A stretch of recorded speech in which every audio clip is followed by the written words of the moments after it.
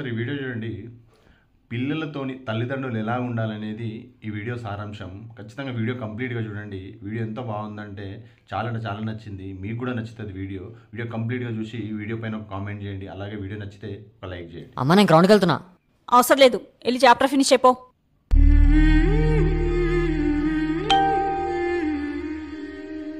గౌతమి ఒక గ్లాస్ నీళ్ళు తీసుకొస్తావా? అరే నువ్వు వెళ్ళి బుక్ తీపో. ఏంట్రా చదివే మూడు లేదా? వచ్చాక చదువుకుంటానా అన్న. సరే వెళ్ళు, నేను చూసుకుంటా. వీడేడి చెక్కేశాడా? పోనీలే ఆడుకోనివ్వు. ఎగ్జామ్స్ నువ్వు వెళ్ళి రాస్తావా? ఈ ఏజ్లో నువ్వు గ్రౌండ్కి వెళ్ళి ఆడలేవు కదా, వాళ్ళని ఆడుకోనివ్వు. నువ్వు ఇలాగే వాళ్ళని వెనకేసుకుని రా. నువ్వు స్ట్రిక్ట్గా ఉంటే నేను ఫ్రెండ్లీగా ఉండాలి, నేను స్ట్రిక్ట్గా ఉంటే నువ్వు ఫ్రెండ్లీగా ఉండాలి. అప్పుడే కదా పిల్లల లైఫ్ బ్యాలెన్స్డ్ ఉండేది.